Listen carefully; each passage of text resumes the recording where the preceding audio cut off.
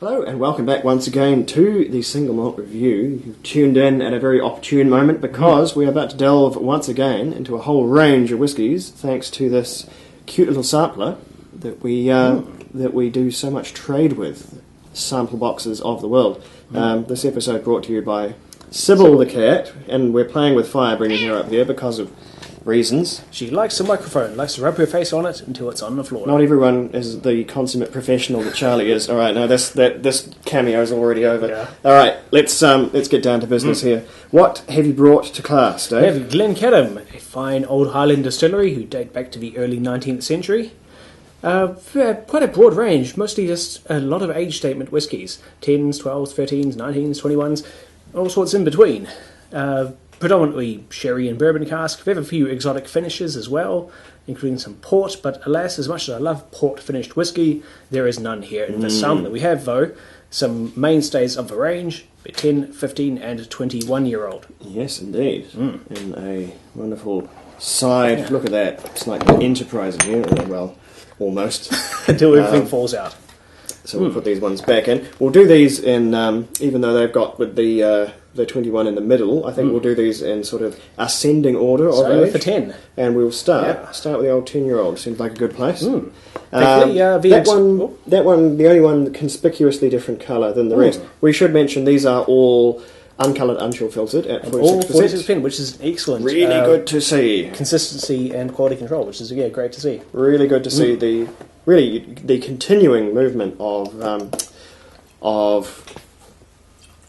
non-independent labels presenting their whiskey as a craft offering. Yeah. That's kind of blowing up in the light there. I'll just put that off the corner for now.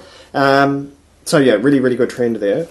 Really good for whiskey people like us. And some of these sample boxes allows us to do a lot of reviews without ending up with bottles up to the ceiling. And bank accounts which are more or less yes, empty. yes, indeed. So we'll just leave that one there. It's a microscopic wee bottle that no one can read. Yeah, Glencadam, they're quite cagey about the information to give away on these standard age statement bottlings in terms of what casks they use. So we're going to assume a fairly run-of-the-mill blend of sherry and bourbon. And this one, only 10 years old, very, very pale.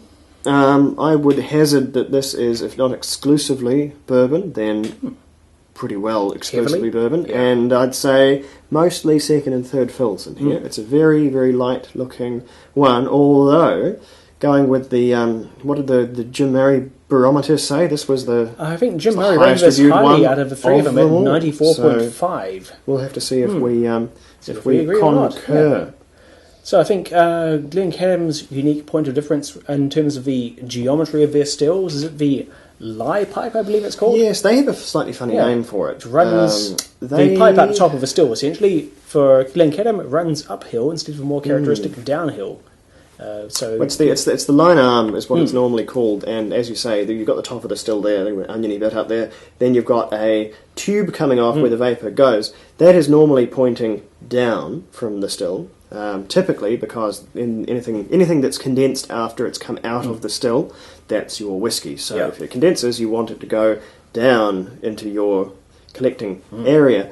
It's certainly not unique to Glencadam. No. More than a few go up, but that means anything that condenses in the line arm, catching a cold breeze up on the ceiling or whatever, and alcohol condensing back into liquid, it will run back into the still and be distilled again. And so that adds to the greater coefficient of reflux that's going on. And the more reflux you have in the still, the lighter body your spirit will get. Anything that basically condenses too early just goes back into the still and gets another go. So and is effectively distilled again. So the more reflux you've got in your system, the lighter bodied whiskey you generate, and if their lines are going up rather than down, they are going to be generating a lighter bodied spirit than most. So we will we've been told to expect a sweet and fruity whiskey. That's a good nose. It's full of pears. Yeah, sweet and fruity is definitely the go here. It's a Highland whiskey, but this is a very space-sidey style they've come out with for the 10. Pears are super duper on this one. There's pears. The apple is sort of tending in a sort of a Granny Smith style direction to me, and some delicate grains too. Some oats, a bit of barley. There's There's quite a lot of maltiness in there, but it's a very sort of crisp and sweet, cooling maltiness. Yeah. Not sort of really warm and kind of fusty in there. And there's very, very gentle floral component, but not a great deal. And then there's some extremely light honey and these last few sort of splinters of oak in here. Not a lot of oak character. Oh, it's very light really in wood, being a at all. 10-year-old, Yeah. and it's coming through. This reminds me of some Very of the really, it's spirit forward, spirit dominant style of whiskey. So see how that translates on the palate.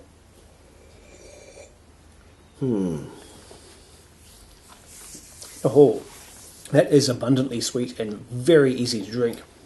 But the finish, it's expanding into a lot of wood and quite a bit of heat right at the end there. It is. That's actually surprising. It's caught That's me got- off guard.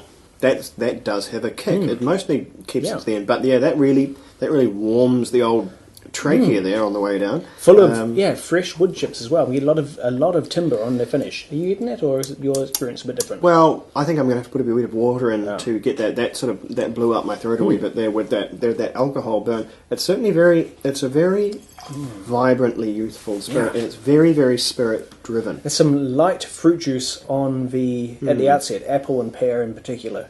The apple and pear are just huge. Yeah. This could be. I mean, this is what Speyside distilleries aim for, and they're doing it in the Highlands. Maybe they should just reconfigure their line arms. I think of Highland whiskey as being sweeter than Speyside. Speyside, you have a lot of fruit, but it's usually a bit drier. Whereas here we're going for the sweetness, which I personally associate with the Highlands to a greater degree. Yeah, it's sweet, it's crisp. Weirdly enough, the last thing we were tasting was that single grain that was nonetheless a malt spirit from Loch Lomond that had been distilled in their Lomond stills and some continuous stills, and the result is not tremendously dissimilar. There's way more of a bite on here from the pot distillation, but otherwise a pretty similar sort of a thing with the wood treatment and the age of the spirit. This one, hugely youthful, hugely spirit forward, and look at that, just a tiny dribble of water and we're already clouding up. That must be teetering on the verge of going cloudy at 46%. I think they got a wee bit lucky there. They might have had to give us a 48 if that had gone bad in the cold. We would have got an extra few bonus percentages there, but they've gotten away with a 46. However, only just because I only put in a smidge of water there. That little drabby of water has softened the alcohol bite to a large extent, but it hasn't taken away the fresh wood flavours on the finish. It's softened some of the sweetness on the fruit. It's now more mellow and a broader, more mouth-filling, fruity fug of fumes. Yeah, there's this room is cooling down and my nose is beginning to run. Never mind. There's a lot of that almond in there is pretty strong now that I put that water in. And I'm not getting even nuts so much as sweetness coming through, but that's again, it's a sweet almond oil kind of a thing. It's not really a roasty flavour. Yeah. It's a flavour that you only get in completely natural fresh almonds raw that almonds, haven't been cooked or salted or otherwise fiddled with. But the wood really only comes out at the end, but it does kind of come out at the end there. It's well-worn, laid-back oak, but there is it's kind of like if it was in wine terms, they have a term wet wood, which is like it's very difficult to describe. It is the aromatic for sort of like wet floorboards, kind of wet soaked wood has kind of a particular note to it, and it's almost like it's a bit of like a wood bitterness almost, but it's not in any way a strong bitterness, and it serves to freshen a whiskey, which it does here. This is a very, very fresh, vibrant, and refreshing whiskey. The way I think of that wet wood aroma, it's sort of like the smell that you get when you're sawing through manually sawing through a log of wood. And It's you're able to inhale. It's a wee bit different to that, because that's very typical fresh oak there. You're sawing through or sort of planing a plank, you get that really fresh sort of cedary kind of sandalwood note.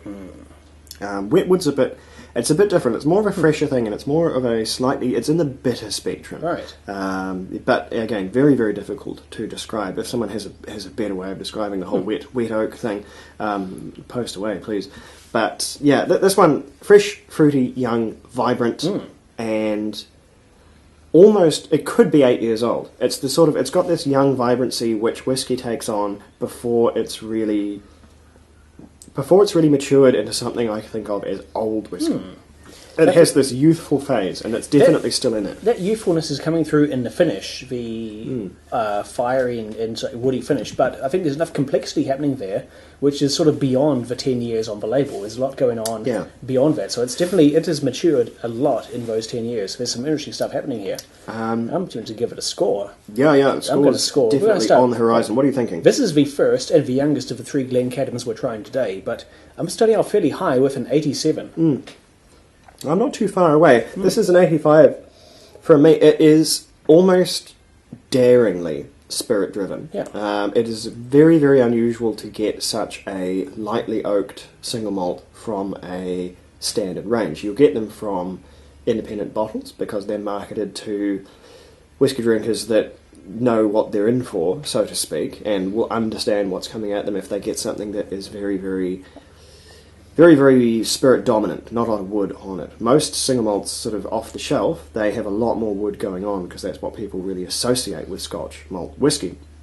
This one does not, and so it's kind of, fairly brave in that regard for them to bring out something like that. It's not a style of whiskey you see almost ever. I'm trying to think of someone else who really produces one, but even, say, Glenfiddich 12, which is sort of the poster boy for fairly neutral, well, not neutral, but fairly clean, clear, Speyside-y, fruity, not hugely oaky whiskies, and that is way oakier than this. This is just very, very clear. So, I don't know. Interesting. Who knows what particular angle Jim Murray is coming from in any given day of the week, but I would be very, very surprised if we're going to enjoy this one more than both of the others, especially in my experience. Did I give it a score? Or did I just imagine it in my mind? Either way, it was 85. Yes, I do believe it was 85, yeah. Ideally, those would be the same number. That'll be an interesting edit if it's not. Anyway, we'll be right back with the other one, which will be the 15. So stick around, and we will be onto that one soon. Slunge it.